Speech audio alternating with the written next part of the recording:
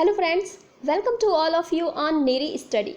Guys, अगर अभी तक आपने इस चैनल को सब्सक्राइब नहीं किया है तो प्लीज़ तुरंत इसे सब्सक्राइब करें और ज़्यादा से ज़्यादा इसे शेयर करते रहें। आज हम जिस विषय पर चर्चा करेंगे वो है प्राचीन भारत का इतिहास, और उसमें हम चर्चा करेंगे अनहिलवाड़ के चालुक्य वंश के बारे में।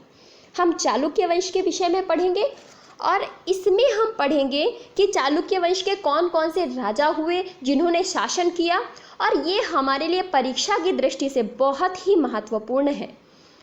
मैं आपसे सिर्फ इतना कहना चाहूँगी कि आप लोग नोट्स ज़रूर बनाएं और उन्हें रिवीज़न करते चलें, फिर आपके लिए कोई भी विषय कठिन नहीं रह जाएगा। पर रिवीज़न ज़रूर करते रहें। मैं बार बार रिवीज़न के लिए आपसे बोलती हूँ और आप उसे ज़रूर करें। तो स्टार्ट करते हैं। हम पढ़ेंगे आज अनहिलवाड़ का चालुक्य वंश। इनके विषय में अगर आप बात करें तो अनहिलवाड़ कहाँ पड़ता है, सबसे पहले ये बात आती है। अनहिलवाड़, जिसे अनहिल पाटक या अनहिल पाटन भी कहा जाता है, तो पाटन से आप बिल्कुल क्लियर हो जाएंगे कि ये गुजरात का क्षेत्र था। पाटन गुजरात में पड़ता है और अनहिलवाड़ गुजरात का क्षेत्र था।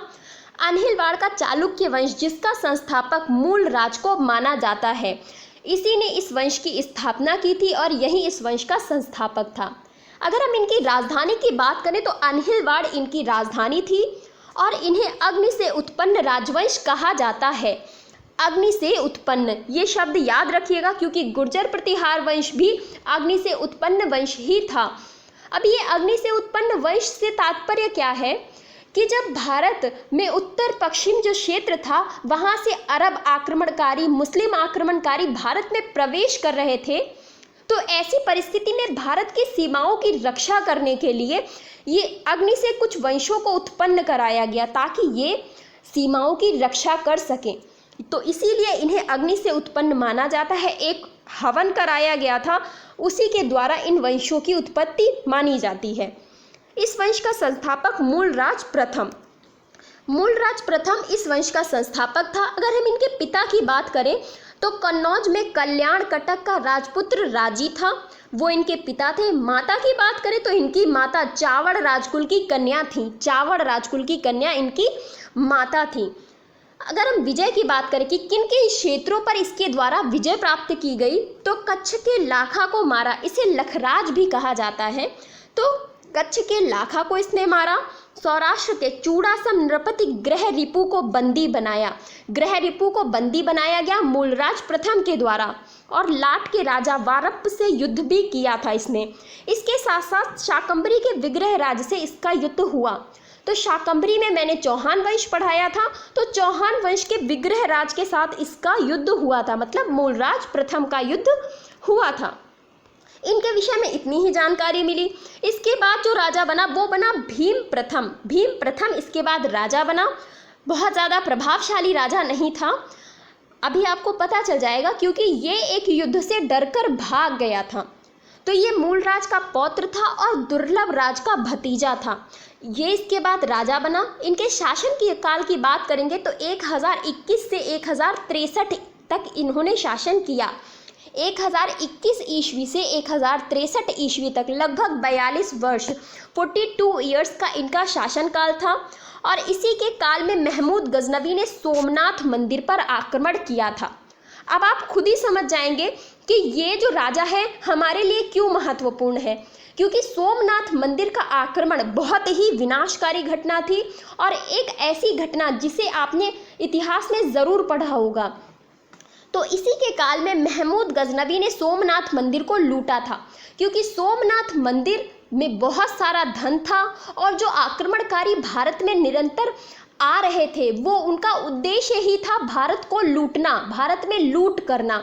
जो भी मंदिरों में सोना है या जितना भी जिस प्रकार का धन है, मूल्यवान वस्तुएं हैं, उन्हें लूटना और आसपास के क्षेत्रों को लूटना, यही इन मुस्लिम आक्रमणकारियों का उद्देश्य था, और जिसकी पूर्ति के लिए महमूद गजनवी भी भारत में आया था।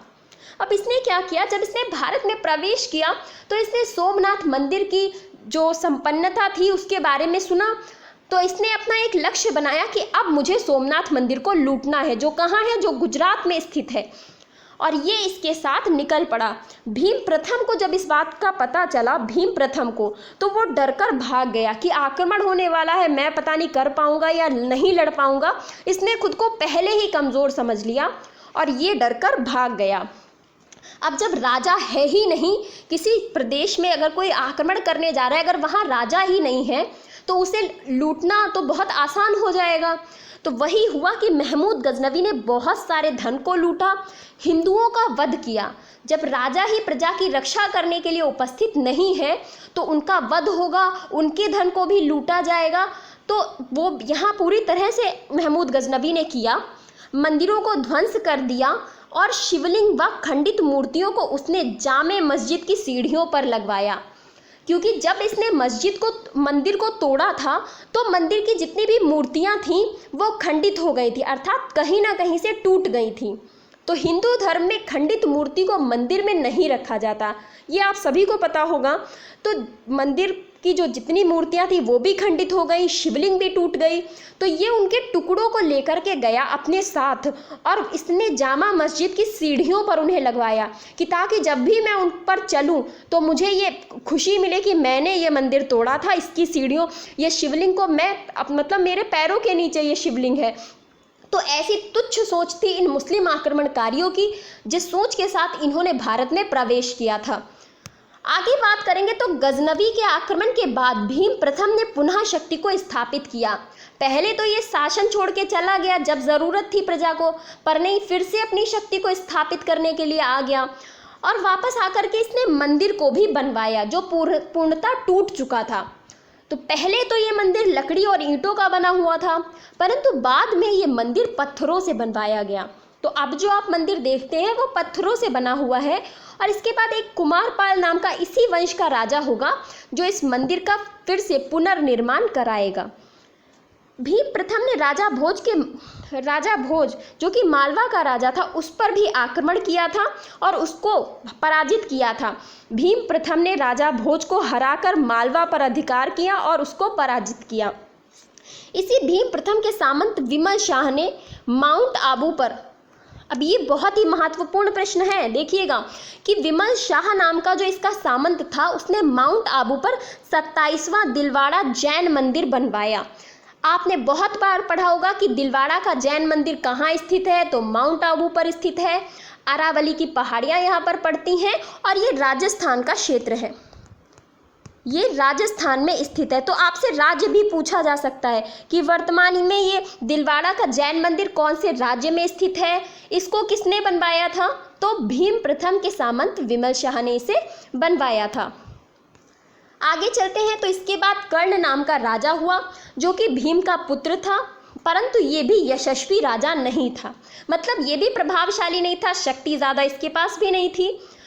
इसी के शासनकाल में जो परमारों की शक्ति का ह्रास हुआ था तो उन परमारों ने फिर से अपनी शक्ति को पुनर्स्थापित किया और फिर से शासन करना प्रारंभ किया। ये जो कर्ण था इसने मंदिर बनवाए, तालाब खुदवाए और बहुत ही महत्वपूर्ण चीज़ कि इसने एक नगर बसाया था और उसी नगर पर आज अहमदाबाद स्थित है, अहमदाबाद बसा हुआ है। और ये कर्ण का जो नगर, कर्ण ने एक नगर बनवाया था उसी पर ये अहमदाबाद स्थित है। आगे हम चलेंगे तो हमें पता चलता है जयसिंह सिद्धराज के विषय में। ये इसके बाद राजा बना, कर्ण का ये पुत्र था और 1096 से 1146 तक इनका शासनकाल रहा। 1096 से 1146 तक लगभग 50 वर्षों का इनका शासनकाल था। इनके द्वारा की गई जो विजय थी उनमें जोधपुर के चौहानों को पराजित किया। जोधपुर के चौहानों को सौराष्ट्र अर्थात गुजरात का ही ये भी क्षेत्र था, तो सौराष्ट्र के चूड़ा साम्राज्य को पराजित किया। परमार नरेश नरवर्मन और यशोवर्मन से लंबा संघर्ष, ये परमार वंश के राजा थे नरवर्मन और यशोवर्मन, इनके साथ जयसिंह सिद्धराज का एक लंबा संघर्ष चलता रहा क्योंकि ये निश्चित ही नहीं हो पा रहा था कि परमार वंश के राजा ज़्यादा शक्तिशाली हैं या ये जयसिंह सिद्धराज ये ज़्यादा चालुक्य वंश का राजा ये ज़्यादा शक्तिशाली है। तो ऐसी परिस्थिति में युद्ध काफ़ी लंबा चला, संघर्ष चलता रहा और फिर एक दिन जयसिंह सिद्धराज इस युद्ध का विजेता बन गया और उसने मालवा पर विजय प्राप्त कर ली। इस विजय के बाद उसने अवंतीनाथ को अपनी अवंतीनाथ नाम की की उपाधि इसने धारण करी। अवंतीनाथ नाम की उपाधि मालवा विजय के बाद किसने धारण करी? जयसिंह सिद्धराज ने धारण करी थी। मित्रता की अगर हम बात करें कि कौन कौन से शासक थे जिनके साथ इसकी मित्रता थी, तो डाहल, जो कि त्रिपुरी को डाहल बोला गया है, यहाँ के राजा के साथ और काशीराज के साथ में इसकी मित्रता थी। ये विद्या का संरक्षक था और सहिष्णु था, मतलब सभी धर्मों के प्रति समान भाव से देखने वाला और एक दयालु राजा था। जयसिंह सिद्धराज शैव उपासक था, ये शैव धर्म का उपासक था, शिव को मानने वाला, परंतु इसके साथ साथ ये सभी धर्मों को संरक्षण प्रदान करता था, सभी धर्मों को मानता था। तो इस प्रकार का ये राजा था। और हमें ये इसकी उदारता कहाँ से पता चलती है कि इसके शासनकाल में जैन विद्वान हेमचंद्र इसके संरक्षण में रहते थे और उनको सम्मान प्राप्त कराया गया था जयसिंह सिद्धराज के द्वारा। तो कौन थे जैन विद्वान? हेमचंद्र। ये प्रश्न आपसे पूछा जा सकता है कि जयसिंह सिद्धराज के दरबार में कौन से जैन विद्वान रहा करते थे या उन्हें संरक्षण प्राप्त था, तो वो थे हेमचंद्र। आगे हम बात करेंगे कुमारपाल के बारे में। तो जयसिंह का कोई पुत्र नहीं था, तो जब किसी राजा को कोई उत्तराधिकारी नहीं होगा, ऐसी परिस्थिति में कोई ना कोई तो उसके क्षेत्र पर अधिकार जताएगा ही। तो यहाँ पर यही हुआ कि जयसिंह जो सिद्धराज था उसका एक मंत्री था, उसके मंत्री के पुत्र ने इस पर शासन करना प्रारंभ शुरू कर दिया। तो मतलब गद्दी पर अब आधिपत्य किसका हो गया? उस मंत्री के पुत्र कुमारपाल का। 1146 से 1171 लगभग ये इनके शासनकाल का समय रहा। तो कुमारपाल ने इस समय में शासन किया। इनकी विजय की अगर हम बात करेंगे तो शाकंभरी के अर्णोराज को पराजित किया। शाकंभरी के अर्णोराज को इसने पराजित किया, परमार राज का इसने दमन किया और मालवा पर चालुक्य शक्ति स्थापित की, क्योंकि ये चालुक्य वंशीय ही हुआ। तो मालवा पर इसने चालुक्य शक्ति स्थापित की थी। इसके साथ साथ इसने कोंकण के मल्लिकार्जुन को भी हराया था। कोंकण के मल्लिकार्जुन पर भी विजय प्राप्त की थी।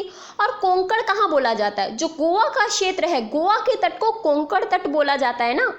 तो वहाँ का जो क्षेत्र था वहाँ मल्लिकार्जुन नाम के राजा का शासन चलता था और उस पर विजय किसने प्राप्त की? उस पर विजय प्राप्त की थी कुमारपाल ने। इसने सोमनाथ मंदिर का पुनर्निर्माण कराया। तो अगर पुनर्निर्माण का प्रश्न आपसे पूछा जाए तो कुमारपाल उसका सही उत्तर होगा कि सोमनाथ मंदिर का पुनर्निर्माण कुमारपाल के द्वारा कराया गया। अभिलेखों से हमें पता चलता है कि ये शैव धर्म का उपासक था, परंतु हेमचंद्र के धर्म से प्रभावित होकर इसने जैन धर्म अपनाया। ऐसे साक्ष्य भी कहीं कहीं मिलते हैं कि जब हेमचंद्र इसके दरबार में रहते थे तो उनके द्वारा जो विचार बताए गए जैन धर्म के, जो जैन धर्म का महत्व उस तक पहुंचाया गया, तो उससे वो इतना प्रभावित हुआ कि उसने शैव धर्म को छोड़कर जैन धर्म को अपना लिया। और इस बात की पुष्टि करने के लिए जो प्रमाण है वो ये है कि इसने अपने साम्राज्य में पशुवध को पूर्णतः निषिद्ध कर दिया, मतलब बैन कर दिया कि पशुवध नहीं होगा। और जैन धर्म की सबसे महत्वपूर्ण बात यही है कि वो अहिंसा का पालन करते हैं। अहिंसा उनके लिए सबसे बड़ी चीज़ है और वो अहिंसा का पालन करते हैं कि वो एक जीव तक की हत्या नहीं, छोटे से छोटे जीव तक की हत्या नहीं करते हैं। तो उसने पशु वध को निषिद्ध कर दिया और इसके साथ साथ मद्यपान, मतलब शराब ना पीना, इस प्रकार की नीतियों का भी पालन किया। तो जिससे पता चलता है कि इसने जैन धर्म को अपनाया था। अगर हम उपाधि की बात करें तो परम अर्हत की उपाधि इसने धारण की थी। और कुमारपाल चरितम ये लिखी गई है जयसिंह सूरी के द्वारा, जो कि इसी पर आधारित, कुमारपाल पर आधारित पुस्तक है कुमारपाल चरित, जिसको जयसिंह सूरी ने लिखा है। इसके बाद कौन राजा बना, हम उन पर चर्चा करेंगे। तो मूलराज द्वितीय 1171 से 1172 एक वर्ष का इनका शासनकाल रहा। इसके बाद अजयपाल राजा बना 1172 से 1176 76 तक। अजयपाल के काल में क्या हुआ कि परिस्थितियां विपरीत हो गईं। अब जब एक प्रजा शैव धर्म को अपनाए हुए है, राजा जैन धर्म का पालन कर रहा है, तो ऐसी परिस्थिति में क्या हुआ कि दोनों धर्मों के बीच में संघर्ष प्रारंभ हो गया। कि कौन ज़्यादा अच्छा है। भाई धर्म है, दो धर्म चल रहे हैं, कौन सा धर्म ज़्यादा अच्छा है। फिर लोगों में इसकी होड़ लग गई, तो फिर संघर्ष प्रारंभ हो गया।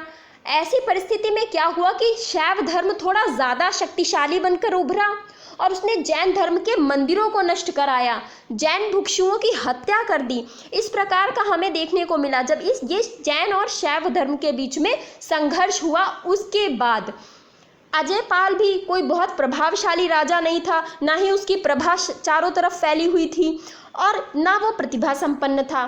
तो ऐसी परिस्थिति में धीरे धीरे फिर करके उसका शासनकाल समाप्त हो गया। इसके बाद जो राजा बना वो था भीम द्वितीय। ये इस वंश का अंतिम शक्तिशाली और प्रभावशाली शासक होगा, क्योंकि इसने विजय प्राप्त की थी। 1778 से 1238 ईस्वी तक इनका शासनकाल बताया जाता है। इसी के काल में मोहम्मद गौरी ने आक्रमण किया था। मोहम्मद गौरी भी एक मुस्लिम आक्रमणकारी था जिसने इसी के भीम द्वितीय के शासनकाल में आक्रमण किया था 1178 ईस्वी में। इसने गौरी को परास्त किया। भीम द्वितीय ने नीतियों के माध्यम से मोहम्मद गौरी को परास्त किया। जिन शासकों को देख करके लोग अपने क्षेत्र को छोड़कर भाग जाते थे, उसको परास्त करने के लिए ये रुका और इसने उसे परास्त किया। 1197 ईस्वी में कुतुबुद्दीन ऐबक का आक्रमण हुआ। अब हम कुतुबुद्दीन ऐबक के आक्रमण तक पहुंच गए कि 1197 ईस्वी में कुतुबुद्दीन ऐबक का आक्रमण हुआ। गुजरात विजय का दूसरा प्रयास जो है वो कुतुबुद्दीन ऐबक के द्वारा ही किया गया था। इसने गुजरात विजय करने का साहस किया और इसने अनहिलवाड़ जो इनकी राजधानी थी, चालुक्य वंश की जो राजधानी थी, उस पर अधिकार भी कर लिया। तो ऐसी परिस्थिति में क्या हुआ कि भीम द्वितीय को लगा कि अब तो कुछ करना पड़ेगा। 3 वर्ष के बाद 1201 ईस्वी में क्या हुआ कि भीम द्वितीय ने फिर से अपना राज्य वापस ले लिया इस मुस्लिम आक्रमणकारी से, और ये इस वंश का अंतिम राजा था। भीम द्वितीय इस वंश का अंतिम राजा था। इसके बाद इसका सामंत जो था, भीम द्वितीय के बाद इसका सामंत जो था, जिसका नाम था लवण प्रसाद बघेल। लवण प्रसाद बघेल, इसने बघेल वंश की नींव डाली और इनको सत्ता से हटा दिया। पहले तो ये थोड़ा सामंत थे, थोड़ा स्वतंत्र उसमें आए कि हम धीरे धीरे शासन करना प्रारंभ किया, और फिर उसके बाद इसने सर्वोच्च सत्ता अपनी धारण कर ली और गुजरात पर पूर्णतः अधिकार कर लिया। 1297 की बात करें तो 1297 में अलाउद्दीन खिलजी आया। जब भारत में उसने आक्रमण करना प्रारंभ किया तो उसने बघेल राजा कर्ण बघेल पर आक्रमण किया था, जो कि आपने पढ़ा होगा। तो कर्ण बघेल पर इसने आक्रमण किया और कर्ण बघेल क्या हुआ कि कर्ण बघेल डरपोक राजा वो राजधानी छोड़कर भाग गया। एक कायर राजा वो राजधानी छोड़कर भाग गया। ऐसी परिस्थिति में अलाउद्दीन ने बुरी तरह से गुजरात को लूटा और इस तरह हिंदुत्व का अंत हो गया, क्योंकि अब कर्ण बघेल का जो साम्राज्य था उस पर अधिकार किसका हो गया? उस पर अधिकार तो अलाउद्दीन खिलजी का हो गया। खिलजी वंश के राजाओं ने वहाँ अधिकार कर लिया, तो हिंदुत्व का वहाँ से अंत हो गया। अब वो कहाँ गए? कर्ण बघेल तो राजधानी छोड़कर भाग ही गया था, गुजरात को भी बुरी तरह से लूट लिया गया। तो इस प्रकार की परिस्थितियाँ बनी और धीरे धीरे हिंदुत्व का अंत हो गया। इसके बाद कुछ महत्वपूर्ण तथ्य है कि माउंट आबू जो पर्वत है वहाँ पर एक मंडप बनाकर जयसिंह सिद्धराज ने अपने पूर्वजों को गजारोही मूर्तियों की स्थापना की है। गजारोही मूर्तियों की स्थापना माउंट आबू पर्वत पर किसके द्वारा की गई मंडप बनाकर? तो जयसिंह सिद्धराज के द्वारा की गई। मोढेरा के सूर्य मंदिर का निर्माण भी इसी वंश के काल में हुआ। मोढेरा में एक सूर्य मंदिर है जिसका निर्माण भी जब ये चालुक्य वंश चल रहा था, सोलंकी वंश भी इसे कहा जाता है, तो जब इनका शासनकाल चल रहा था तभी यहाँ पर सूर्य मंदिर का निर्माण कराया गया था। तो ये कुछ महत्वपूर्ण तथ्य थे जो इनसे संबंधित थे। आशा करती हूँ कि ये जितनी भी मैंने घटनाएं आपको बताई ये आपको अच्छी लगी होंगी। आप वीडियो को लाइक ज़रूर करें, शेयर ज़रूर करें और सबसे महत्वपूर्ण कि नोट्स ज़रूर बनाएं। तो कैसा लगा वीडियो कमेंट बॉक्स में ज़रूर बताइएगा। Thank you so much.